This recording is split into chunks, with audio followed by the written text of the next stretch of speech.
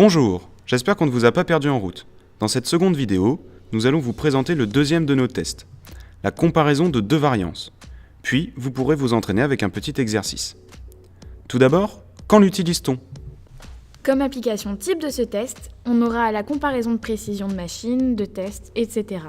La variance étant un indicateur de dispersion. Sinon, on pourra s'en servir pour savoir si deux échantillons viennent d'une même population, voir si la variance des échantillons est la même.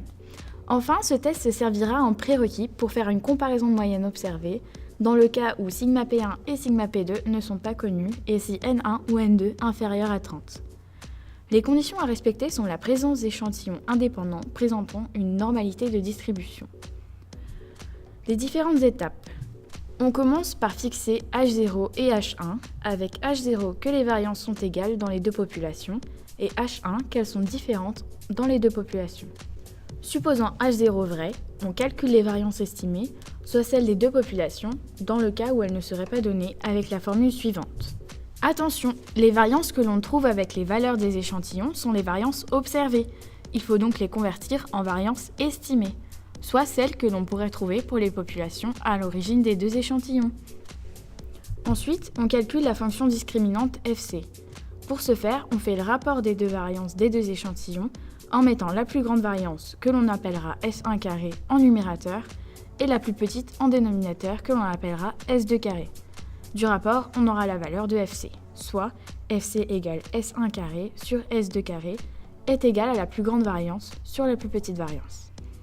Attention, les appellations des différentes variances sont indépendantes de leur population d'origine. De ce fait, on pourra très bien appeler S1 carré la variance de la population 2. Pour trouver F alpha, on regarde dans la table de Fisher en prenant NS1 moins 1 DDL, soit N numérateur moins 1, comme valeur de colonne, et NS2 moins 1 DDL, soit N dénominateur moins 1, comme valeur de ligne.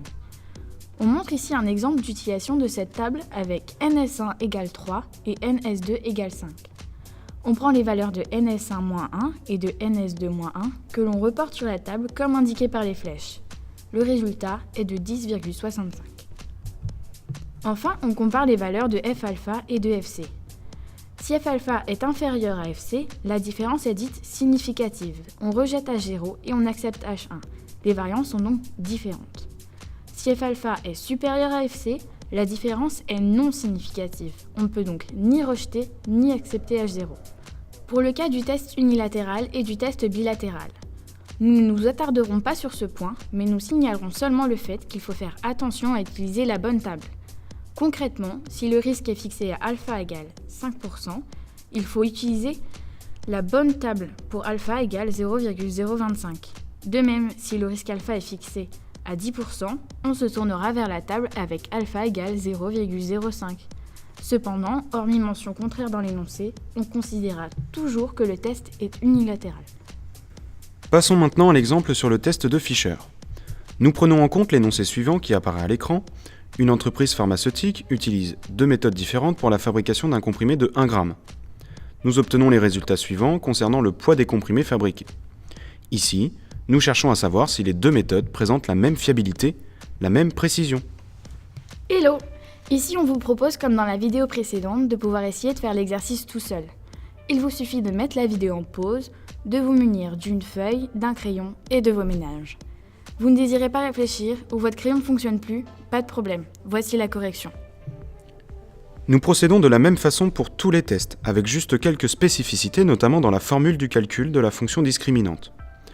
Comme expliqué précédemment, la première étape est de poser les hypothèses. Tout d'abord, H0, traduisant le fait que les deux méthodes ont la même précision, et enfin H1, la négation de H0, traduisant le fait que les deux méthodes n'ont pas la même précision. Deuxièmement, nous considérons que H0 est vrai et nous calculons les différents paramètres du test.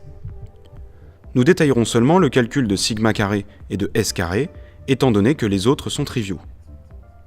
En appliquant la formule pour calculer la variance, nous obtenons qu'elle est égale à 0,00872. Concernant le calcul de S carré, nous procédons de la façon suivante et nous trouvons que S carré est égal à 0,012. Après avoir calculé tous les paramètres dont nous allons avoir besoin, nous pouvons passer au calcul de la fonction discriminante. Grâce à la formule fc est égal à s1 carré sur s2 carré, nous pouvons calculer la valeur de cette fonction discriminante et nous obtenons ainsi fc est égal à 4,33.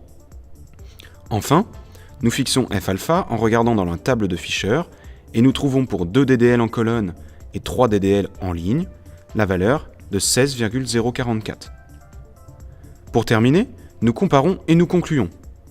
Ici, nous avons f alpha supérieur à fc, ce qui signifie que la différence est non significative.